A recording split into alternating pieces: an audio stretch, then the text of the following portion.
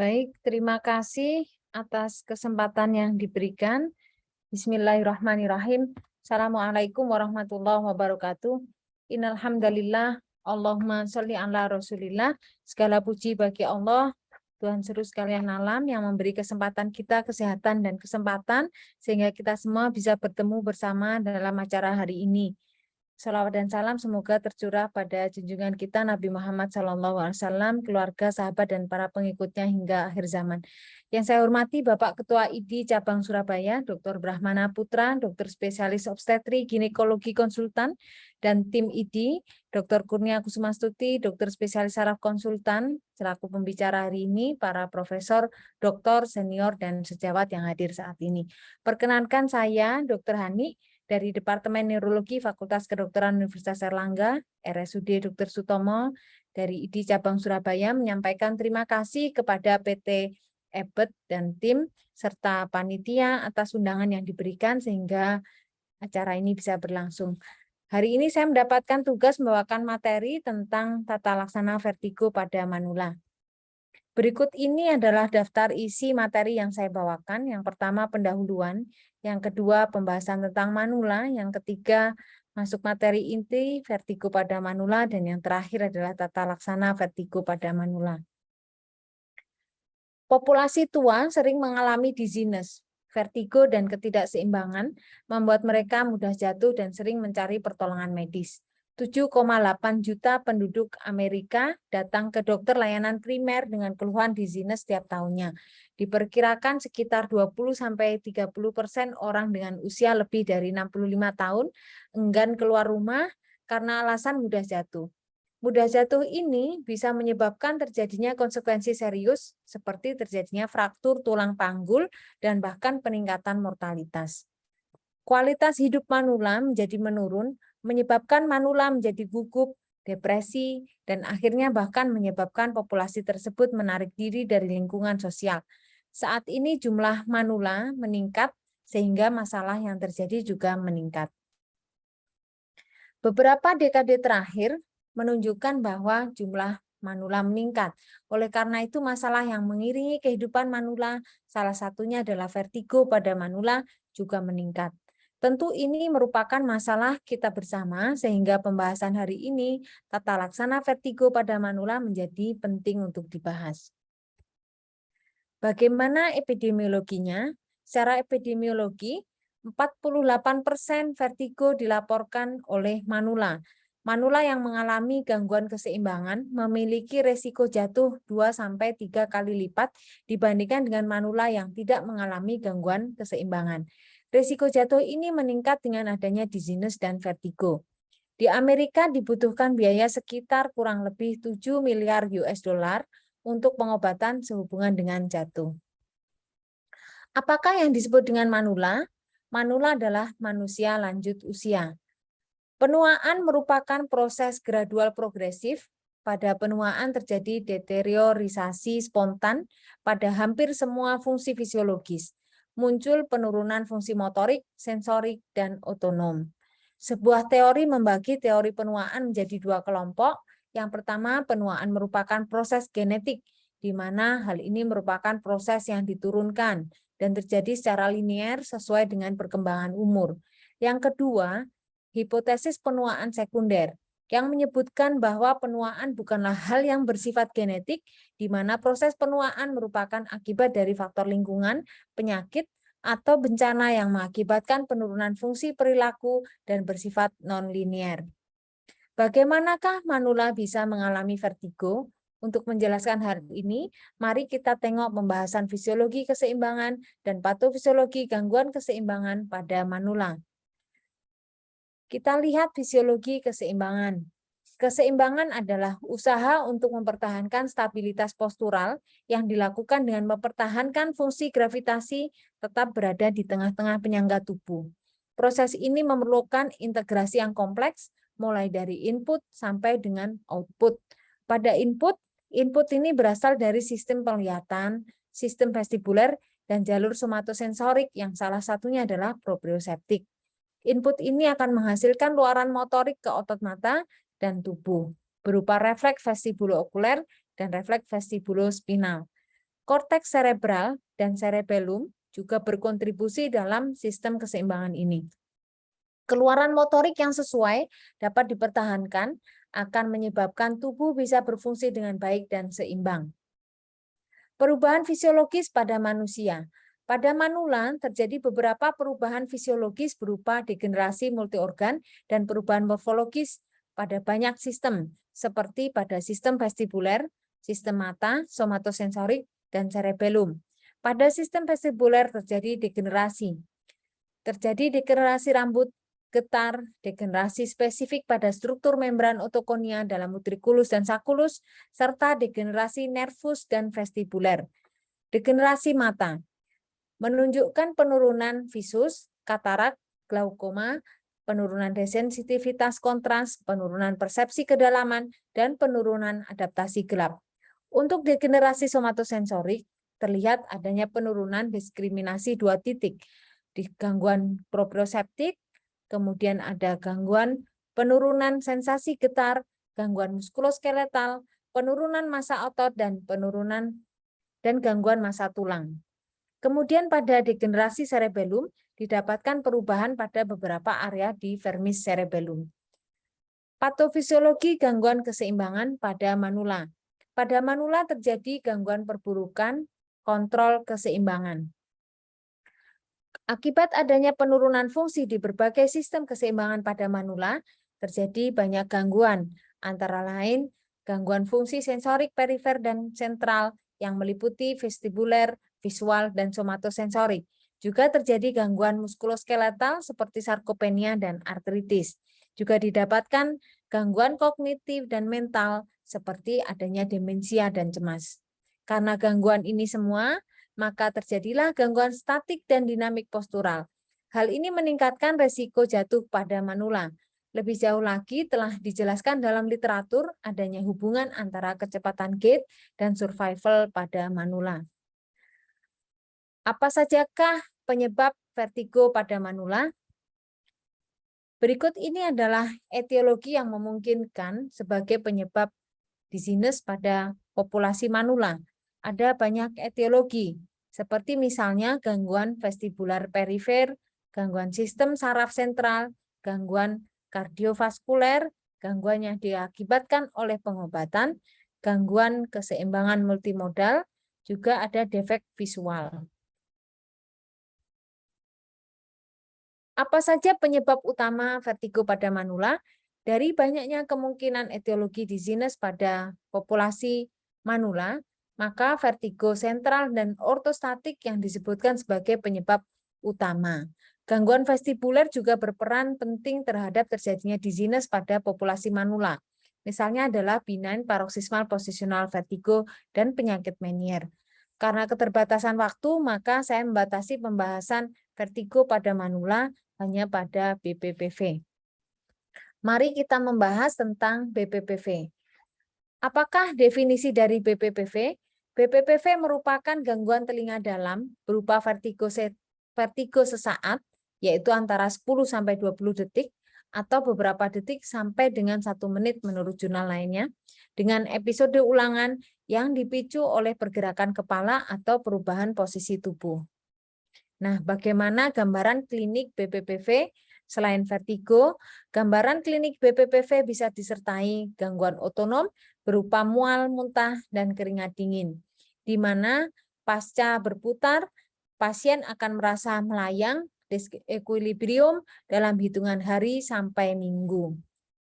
Anatomi, fisiologi, dan patofisiologi. Terdapat hipotesis yang menerangkan patofisiologi BPPV, yaitu hipotesis kupulolitiasis dan hipotesis kanalitiasis. Pada hipotesis kupulolitiasis, debris yang berisi kalsium karbonat berasal dari fragmen otokonia yang terlepas dari makula utriculus yang mengalami degenerasi, kemudian menempel pada permukaan kupula kanalis semisirkularis. Kebanyakan menempelnya adalah pada kanalis semisirkularis posterior. Mengapa demikian? Karena lokasi kanalis semisirkularis posterior lokasinya adalah paling bawah. Sejumlah 85-95% kasus BPPV adalah pada kanalis semisirkularis posterior. Pada hipotesis kanalitiasis, kristal kalsium karbonat bergerak di dalam kanalis semisirkularis sehingga menyebabkan endolimf bergerak. Pergerakan endolimf ini akan menstimulasi ampula dalam kanal sehingga akan menyebabkan terjadinya vertigo. Etiologi BPPV. Etiologi BPPV adalah idiopatik dan simptomatik. Pada idiopatik, sebanyak 70% pasien BPPV tidak diketahui penyebabnya. Untuk simptomatik, 50% pasien BPPV terjadi pada pasien pasca trauma, pasca labirintitis virus, insufisiensi vertebrobasiler, Meniere, pasca operasi telinga, ototoksikosis, dan mastoiditis kronik. Pada manula, BPPV diduga berkaitan dengan osteopenia dan osteoporosis, sehingga debris menjadi mudah terlepas. Serangan BPPV ini bisa mengalami perulangan. Kita lihat faktor risiko BPPV. Terdapat faktor yang diduga sebagai faktor risiko BPPV, antara lain trauma kepala, posisi kepala yang secara persisten terbalik, seperti saat melakukan beberapa hal, misalnya saat dilakukan prosedur gigi, sedang menyalon rambut, atau melakukan perjalanan jauh. Kemudian pasien memiliki riwayat penyakit migrain, memiliki infeksi saluran nafas atas. Diagnosis BPPV. Diagnosis BPPV ditegakkan secara klinis berdasarkan anamnesis dan pemeriksaan fisik seperti tes Dix-Hallpike. Pada anamnesis didapatkan pasien mengalami vertigo selama kurang dari 30 detik atau kurang dari 1 menit menurut jurnal lainnya. Terjadinya vertigo mendadak dan saat terjadi vertigo adalah saat terjadi perubahan posisi kepala atau badan dan bisa disertai mual muntah. Pada pemeriksaan fisik dilakukan tes Dix-Hallpike. Bagaimana cara melakukan tes Dix-Hallpike? Tes Dix-Hallpike dilakukan dengan cara pasien dijelaskan tentang prosedur pemeriksaan. Tujuannya adalah supaya pasien tidak tegang. Pasien juga diminta matanya agar terbuka dan sedikit berkedip selama pemeriksaan. Pasien duduk di ujung meja periksa sedemikian rupa sehingga jika ditidurkan maka kepala pasien akan bisa head hanging.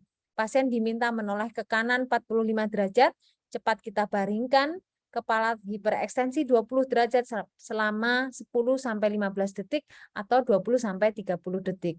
Perhatikan nistagmus dan vertigo yang terjadi pada pasien dan kemudian pasien cepat kita dudukkan kembali. Berikut ini adalah video tes Dix-Hallpike.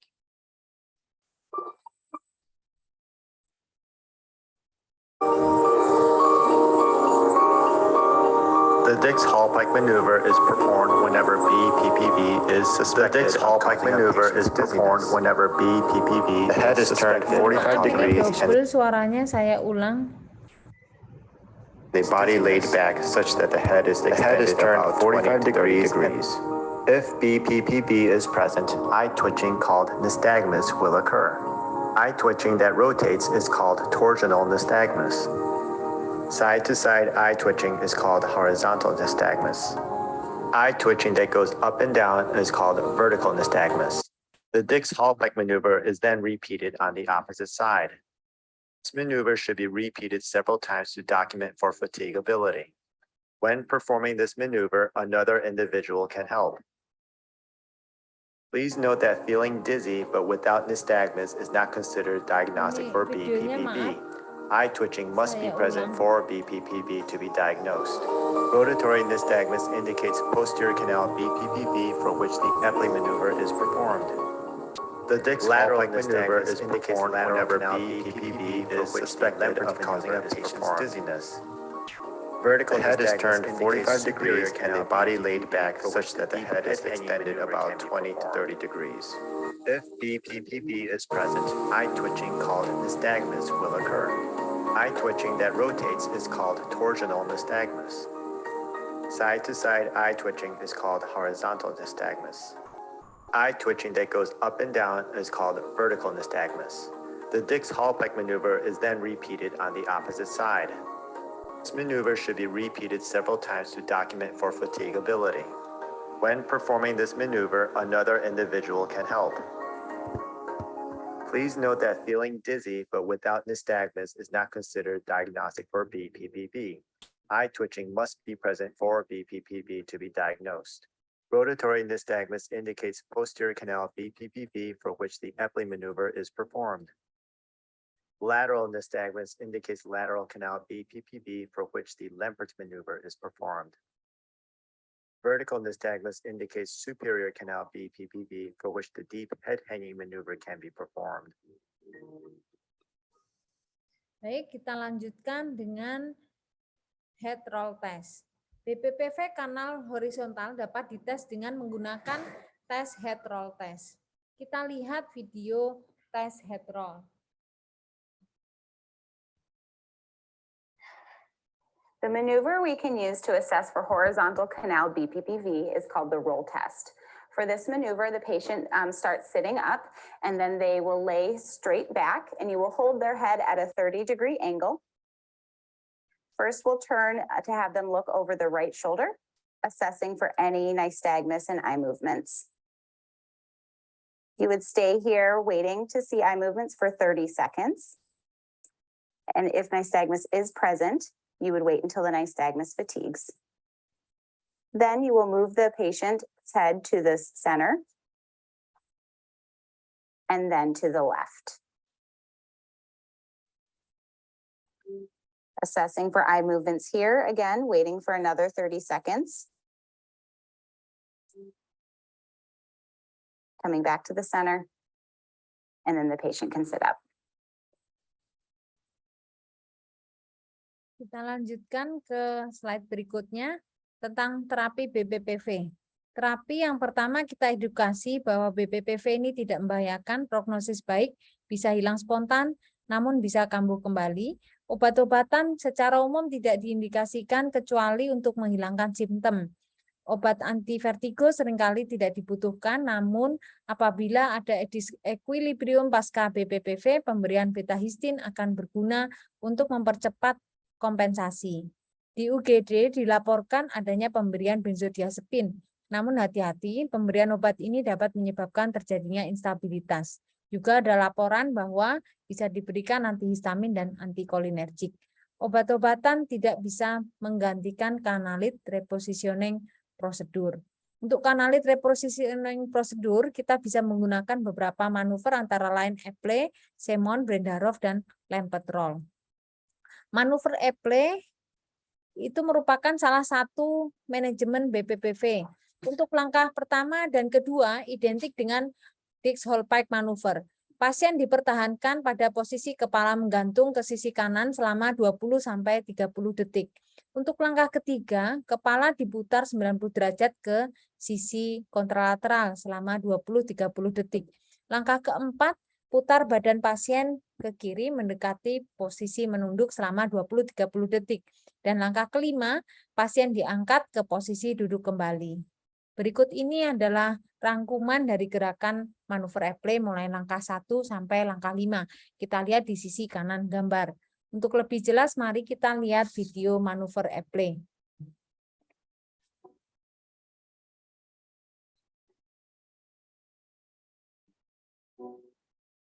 Normally, only with head movement does fluid within the inner ear also move, informing the brain that a head turn occurred. However, should a crystal called an otolith gets displaced into the posterior canal of the inner ear, BPPV dizziness occurs. Fluid movement occurs due to the crystal rather than head turns, causing the brain to think movement has occurred even though none has happened. The Epley maneuver is performed to treat this posterior canal BPPV by trying to get the loose crystal out of the canal. This maneuver is started by turning the head 45 degrees and the body laid back such that the head is extended about 20 to 30 degrees. If BPPV is present, eye twitching called nystagmus will occur. After 30 to 60 seconds, the head is turned 90 degrees to the opposite side and held for another 30 to 60 seconds. The head is then further rotated another 90 degrees, accomplished by having the patient turn onto their side, which is then held for another 30 to 60 seconds. At this point, the head should be turned 45 degrees from the horizontal. When performing this maneuver, another individual can help with these position changes. The maneuver is then completed by having the patient sit up. So what's going on with these position changes? Essentially, the head is moved in such a way to manipulate the crystal to fall towards the canal opening. With each position change, it takes about 30 to 60 seconds for the crystal to settle into the most dependent position in the canal. If turns are made before the crystal has a chance to settle, the crystal may fall back the wrong way and the maneuver will fail. It's also important that the head positions are angled correctly, or else the crystal will not settle to the correct position in the canal and the maneuver will fail. Also, if the position changes are done too slowly, the crystal may not settle quickly enough from lack of momentum and the maneuver will also fail. Once the crystal falls out of the canal, the dizziness should resolve if due to posterior canal BPPV. Baik, kita lanjutkan ke manuver selanjutnya, yaitu manuver Semon. Untuk langkah pertama, kepala penderita diputar 45 derajat ke sisi kiri, kemudian pasien secara cepat berbaring ke sisi duduk, ke sisi kiri, maaf saya ulang.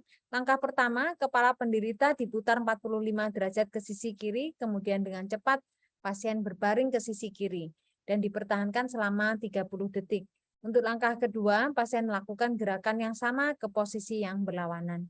Untuk lebih jelasnya, mari kita lihat video manuver Semon.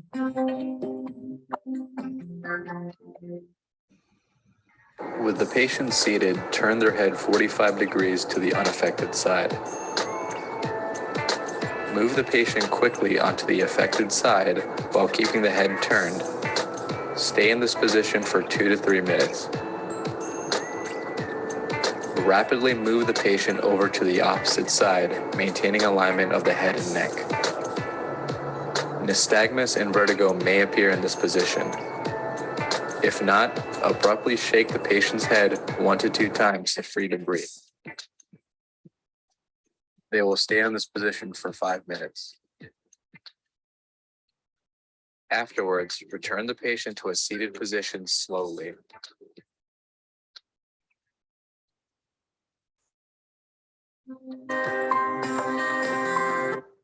Baik, kita menuju ke metode selanjutnya, yaitu metode Brendarov.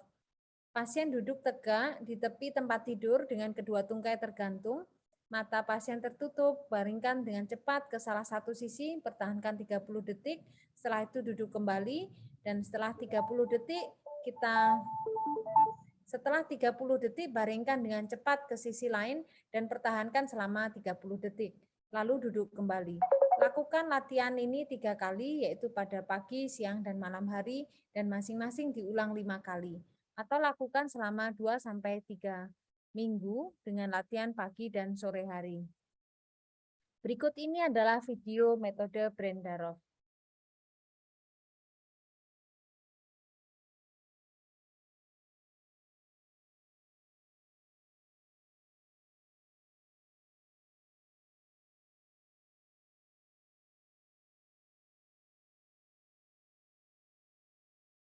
Saya percepat karena belum masuk. This is Brandt-Daroff habituation exercise. Begin this exercise sitting on the edge of your bed or couch. It is recommended that your feet be able to reach the floor comfortably so you can easily steady yourself when you return to the sitting position. Sit in the middle of your bed so you have enough room to lay down to each side. Turn your head 45 degrees to the right and quickly lay down on your left side. Allow your neck to relax with the back of your head supported by the bed. Wait for dizziness to subside, plus 30 seconds. If you are not dizzy, wait for 30 seconds. Quickly sit back up and wait for 30 seconds. Turn your head 45 degrees to the left and quickly lay down on your right side. Wait for dizziness to subside, plus 30 seconds. If you are not dizzy, wait for 30 seconds. Quickly sit back up and wait for 30 seconds. You have just completed 1 repetition of the Brandt-Daroff habituation exercise. Repeat this sequence 4 more times for a total of 5 repetitions.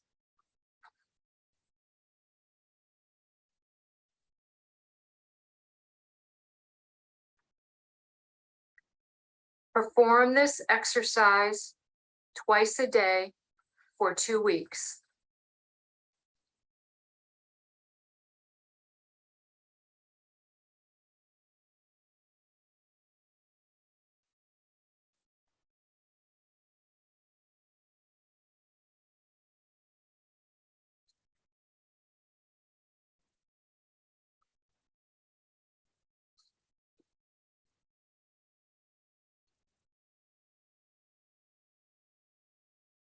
Baik, kita menuju ke slide berikutnya, yaitu tentang komplikasi.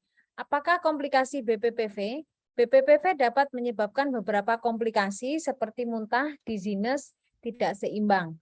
BPPV ini dapat menetap selama beberapa jam setelah, komplikasi ini akan menetap selama beberapa jam setelah krisis vertigo. Prognosis. Prognosis untuk simptom BPPV ini akan membaik spontan. Beberapa pasien dapat berlangsung selama beberapa minggu, bulan, bahkan tahun. Kemudian simptom BPPV membaik sendiri setelah beberapa minggu atau bulan. Kekambuhan minimal kekambuhan adalah 15% per tahun. Kemudian beberapa bulan atau tahun kemudian juga bisa kambuh. Dan untuk manuver relokasi efektif untuk memperbaiki penyakit saat fase akut. Manuver relokasi ini tidak menurunkan kekambuhan jangka panjang. Untuk kasus manula, 1 kali kanalit repositioning prosedur disebutkan dapat memperbaiki 32%, memperbaiki atau menyembuhkan sebanyak 32% pada kasus lateral kanalis hemisirkularis. Kemudian untuk kesimpulan, BPPV merupakan istilah dari benign paroxysmal positional vertigo. Untuk mendiagnosis BPPV bisa dilakukan dengan tes Dix-Hallpike. Terapi BPPV dilakukan sesuai dengan patofisiologinya, yaitu dengan prosedur untuk reposisi debris atau otokonia agar kembali ke utriculus dan sacculus melalui salah satu manuver dari Eple, Brendarov, Semon, dan Lempertrol. Prognosis BPPV baik, namun bisa kambuh kembali. Terima kasih, semoga bermanfaat.